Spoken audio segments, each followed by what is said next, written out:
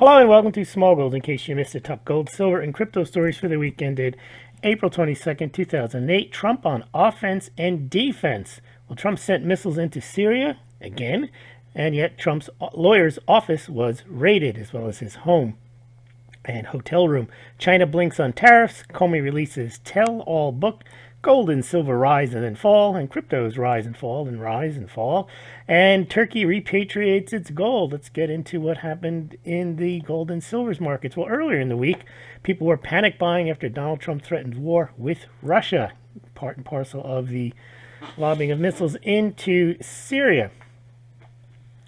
By the way, Smaulgld was on Future Money Trends during the week. There's an interview there if you'd like to check out. I've left a link and the video on YouTube over at Futures Money Trends. Now, gold and silver ended the week lower after rising the prior week, and the gold-silver ratio is still around 80-1.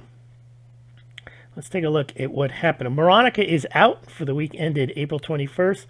Lots of true stupidity and some good humor in that one, so please check that out over at BitChute or on YouTube.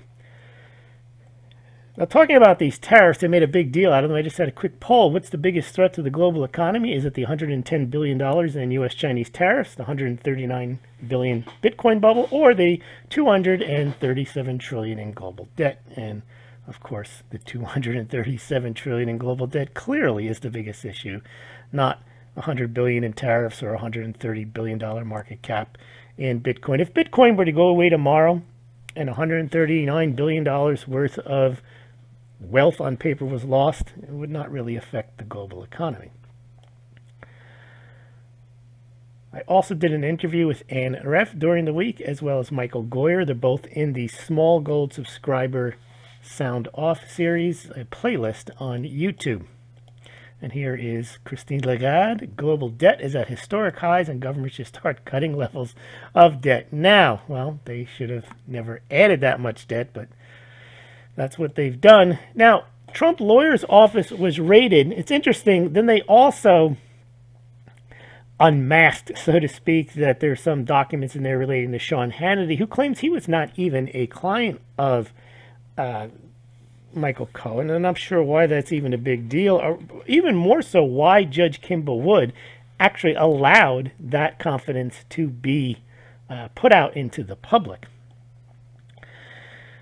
Trump attacks Syria, we talked about that. Now, U.S. bans companies from selling China's ZTE.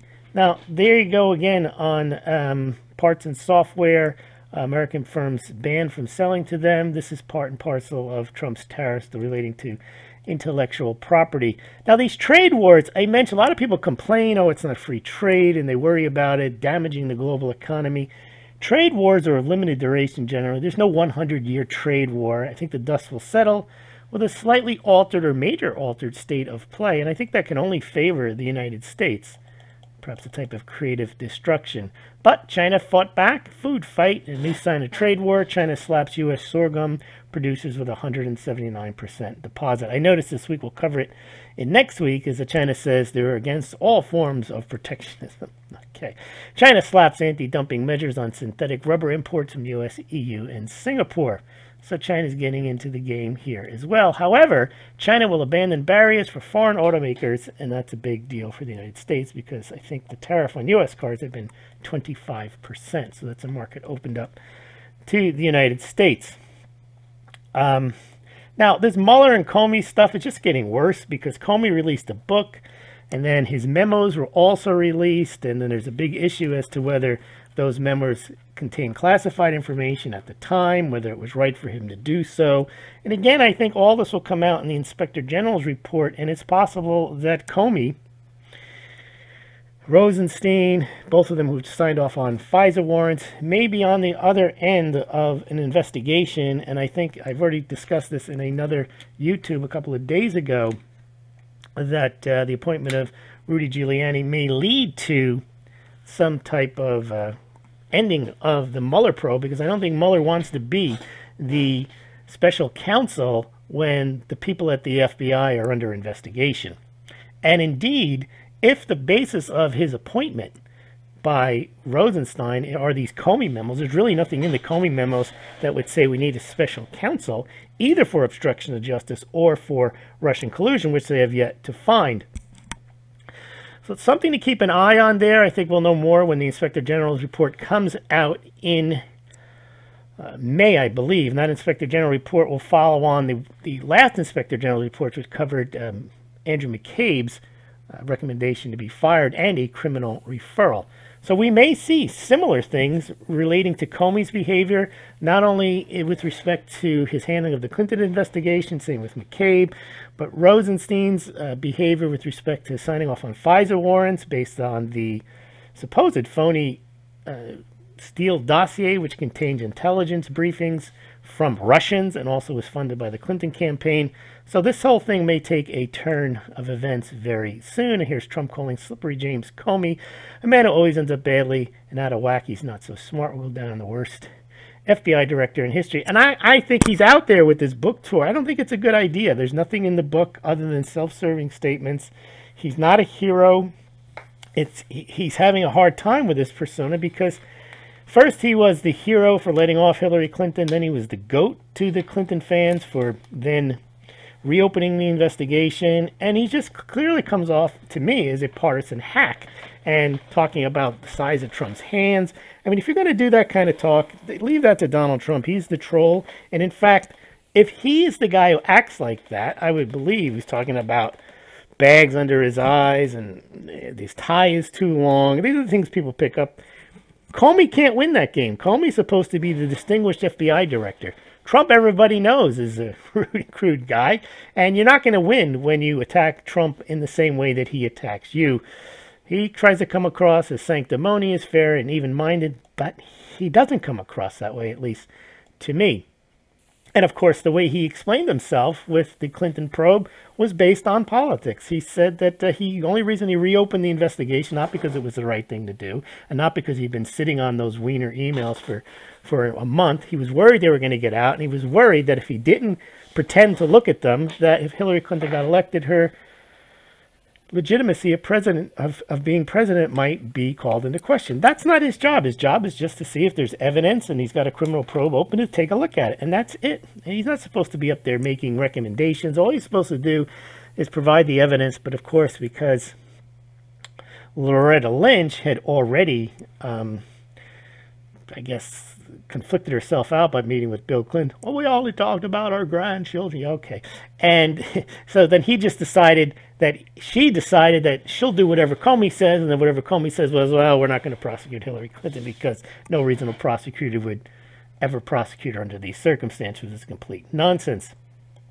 And he also mentioned here, this is the flashback, that Loretta Lynch told him to play down Hillary Clinton's criminal investigation. Remember, she's running for president under criminal investigation.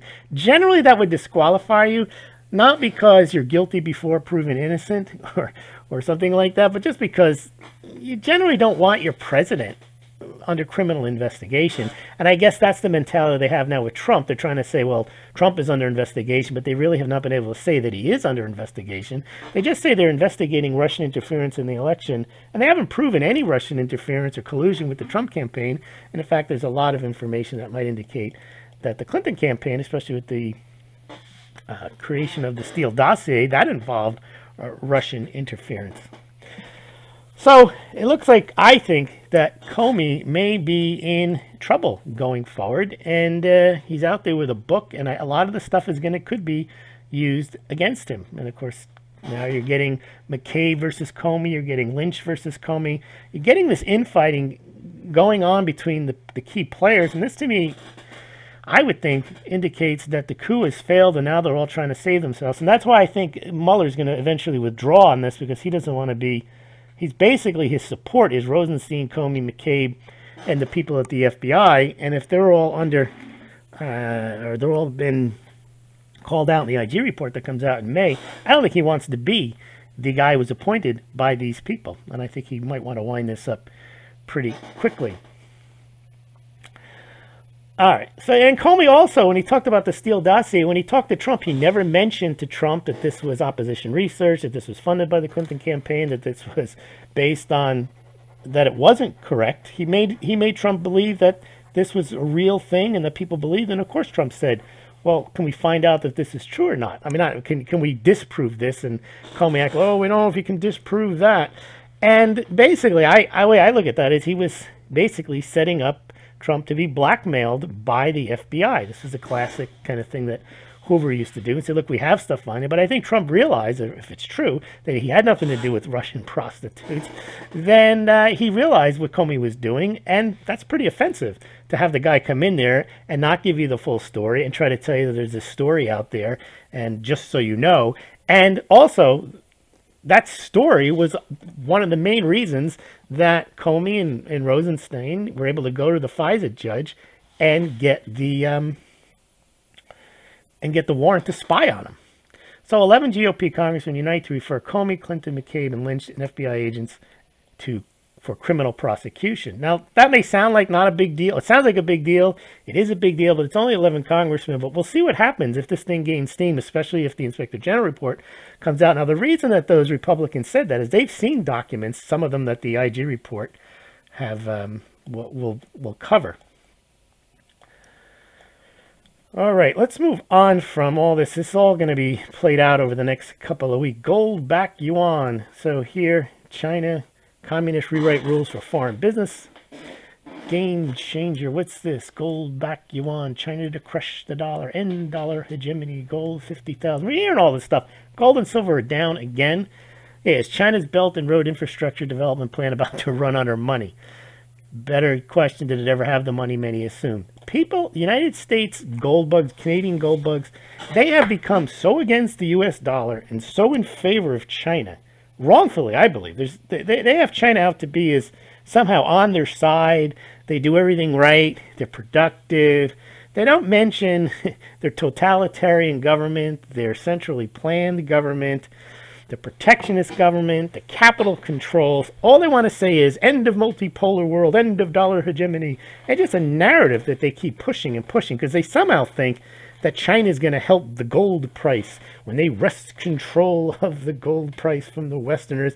And now Turkey's the big fanboy for them because Turkey's repatriated their gold. Oh, it never ends. And it's the same with the end of the petrodollar. People fail to realize that the United States is now the world's largest oil producer and that Saudi Arabia doesn't have the same, the petrodollar doesn't require the same underpinning from Saudi oil as it used to for many reasons. But one of the main reasons now is the United States, people are going to need, or countries are going to need to hold dollars in reserves just to buy oil from the U.S. China's going to stand for delivery. That was the other one with the COMEX default, silver shortage. And the price goes nowhere. And there's a reason the price goes nowhere is because these stories are not true. Here we go. China's debt could be significantly higher than the consensus figure of 250%. See, the gold bugs love to trash the U.S. and its $21 trillion deficit. But China's worse. China's accumulated all this debt over the last just 5 years. And it's massive. Game changer. All right, no game changer here. China's currency internationalization is failing. Oil futures won't rescue it. This is the CFR. They're generally favorable to China, Council of Foreign Relations, but this oil futures denominated contract, which initially was gold backed and then gold exchangeable on the Shanghai Gold Exchange, all nonsense. It was only ever a gold denominated oil futures contract. It's thinly traded. It only trades an hour and a half a day. It's not a big deal. It's a trial balloon is all it is. But game changer. Here you go. Venezuelan sugar-backed bolivar. Now this is interesting. Only in Venezuela, sugar brought in high security trucks from who knows where, stored for safekeeping at the central bank vault. So that is the sugar-backed bolivar. Let them accept Petros. The other thing, Venezuela is they love Venezuela now, the gold bucks, because Venezuela is going to end dollar hegemony with their crypto, the petro, and they're accepting yuan for their oil. They've had enough of dollar hegemony. Venezuelan bondholders inch towards $50 billion debt default showdown. So these countries are really not any position. Here's another one. IMF loan should be paid in gold, not dollars. Erdogan. This is the Turkish prime minister, and now Turkey's the big fan because Turkey is going to crush the dollar and they're going to repatriate their gold from the U.S. So what? They bring the gold home for purposes of liquidity and purposes of safekeeping. It doesn't crush the dollar. But anything involving gold, any piece of news is all gold positive. Same with silver. Same with Bitcoin. All the Bitcoin, Litecoin, gold, silver, any piece of news is going to set them skyrocketing. It's going to set them soaring. And it generally never happens. Although there is some validity to the Bitcoin and Litecoin because they do rise and fall 10, 15, 20% in the course of sometimes minutes, whereas the gold and silver are capped in these small 2 and 3% moves. But still, got to separate out the hyperbole and the facts. Brazil's biggest investment firm going to launch a cryptocurrency exchange. Verbal dominance we see fell. That's because the altcoins really moved up the past week, especially big move in Bcash. Bitcoin kind of flat, but the altcoins down below in the 10, 15, 20, the smaller cap coins really rose in the past week. Litecoin debit card. There's Charlie talking about Litecoin debit cards. A new launch of Litecoin on Corbit, another Korean exchange. And there's some pumping, more chance for Litecoin to go up. And Barclays may be getting involved in starting a cryptocurrency trading desk. So this ties into my view that people keep saying they're going to crush with regulation. I think they're going to encourage with regulation. They're going to get the banks one in on this. There's big money in this crypto stuff. Whether you like it or not, that's what I think they're going to do. They're going to regulate it, and Coinbase and all the big Fidelities, they're going to get involved in cryptos, and they're going to make money buying and selling and doing derivatives. There's John McAfee. Quebec scientist, Bitcoin not a magnet for illegal transactions. Well, illegal transactions are illegal transactions. You can use anything to do illegal transactions, and Bitcoin probably isn't the best thing because it leaves a permanent record. It's somewhat traceable. Cash is probably the best if you want to commit illegal transactions, money laundering, and the like. Now here you go, North Carolina. Will Bitcoin be North Carolina's new political money? So a lot of states getting involved, excuse me, in allowing people to pay their taxes in Bitcoin. That doesn't sound to me like they're trying to ban it. Craig's list of crypto, local Bitcoins making millions. And that's where you really don't have a centralized exchange. You trade person to person with the cryptocurrencies.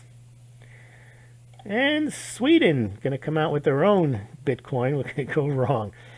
Yeah, that's the other thing. A lot of people say, well, Bitcoin is the banker's dream so they can usher in a cashless society. They don't need Bitcoin to do that. They can bring out their own cryptocurrencies, their own digital currency. They already have them.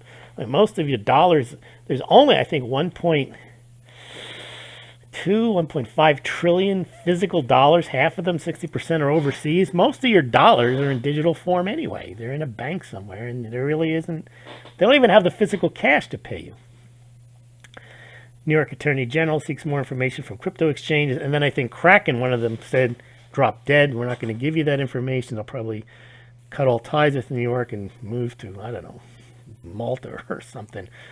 But Kraken was not in favor of this. And again, you're going to see overreaching, underreaching, and eventually you're going to get to general regulation, I think, of the cryptocurrencies. Pakistani groom outfit worth whatever it's worth with this guy. Salivate Metal did a YouTube on this guy and his entire gold outfit. So you want to check that out over at Salivate Metal. Gold in the blockchain revisited. That was an interview I did with Ann Ref. I'm not going to go through what's the contents of that, so please check that out.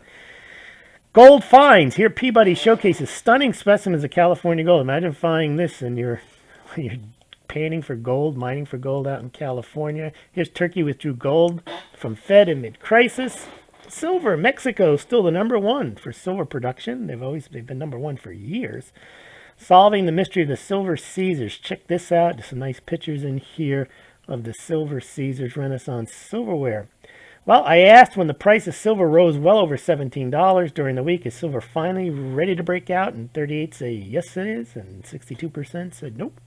Another false start. Well, today, as we speak on Monday, April 23rd, the price of silver is down 42 cents at $16.67, so big drop down. The World Silver Survey is now available. Check out that link. You can get all your supply and demand figures from that. Bitcoin flashing a rare buy signal, crypto fund head manager says. Of course he'd say that. He runs a hedge fund with Bitcoin in it, and it's going to be buying. Here's more. Gold ready for a huge run higher. Keith Neumeyer. Now, we've never heard him say that before. Gold, 50,000. Silver, 150,000. Gold, silver ratio, 9 to 1. All right. Silver pumper, ready to launch. Who's saying this? It's ready to launch. It's always ready to launch. Set to skyrocket. It stays where it is. James Turk. Now, why would he say that? Oh, he runs gold. Oh, he doesn't run gold money. He used to run gold money. Yep, ready for an upside breakout in silver when it hurdles past 1680. Well, it's 1667 now. It did hurdle past 1680, and then it fell back down again. Silver rally virtually assured in the weeks ahead. On March 10th, we heard this, and, well, that rally virtually hasn't happened. Lost gold, Queen of Hearts. Gold stolen from a French museum. That piece is gone. U.S. lab mines gold from discarded SIM cards. And here are people in India trying to get gold from the sewers. And we had some found silver. Viking treasure discovered. Thor's hammer among silver haul found on Baltic Island. And here's another one. Viking King Bluetooth. So some good silver finds during the week. And Fed Williams says U.S. inflation at or above goals for years. Like he knows. Cashless society. Well, India had run out of cash again. And that about does it for the week. Please join us later in the week. We're going to have the Russian March numbers and also the U.S. Treasury numbers, foreign holdings of U.S. Treasuries during the week. So please join us, and thank you very much.